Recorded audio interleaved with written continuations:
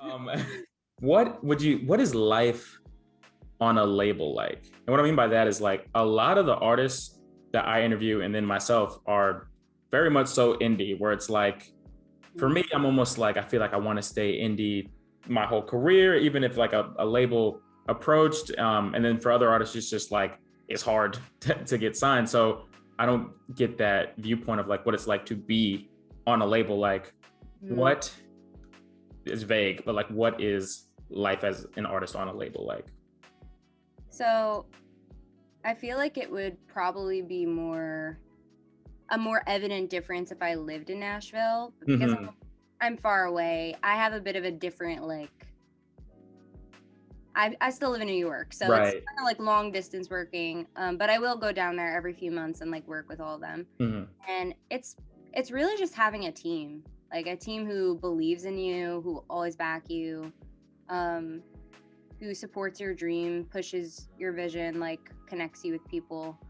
And it was really nice because before I had so many dreams and things I imagined for myself that I just thought was so unattainable. Right. And then you have at least good labels where RMG is definitely one of those good ones. But where they believe in you and they're like, no, we can do that. Like they let you be creative, and then, you know, the money is nice because I used to have to save up for mixing, save up for all of that stuff. And now that's all paid for, which is like really, really nice. It makes things move faster. Of course. But yeah, it's probably the biggest thing for me was just having a team, because before I was just alone. Got you.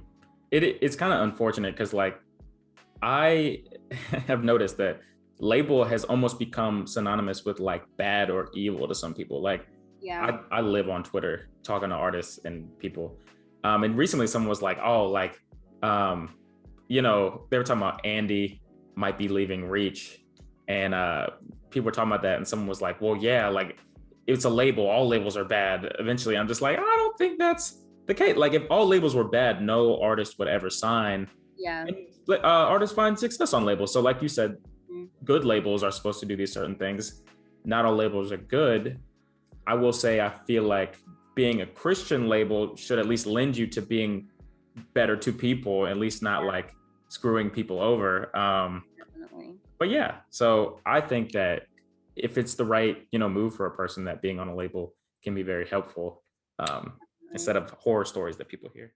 Not gonna lie, so when I was younger, I would say like, you know how we all go through this identity crisis type thing when we're younger? That's good. Like, yeah, kind of. Like you don't want to be like friends, indie friends. Oh, okay. So do wonders like AI anomalies. I know that, right? Saga, who was on rap on the same beats. You're definitely more lyrical. So like you're not. I actually knew a guy in Miami that he was going to the same. And I tweeted like last week that someday I'm gonna have a song with him. I don't know how it's gonna happen, but it's gonna happen.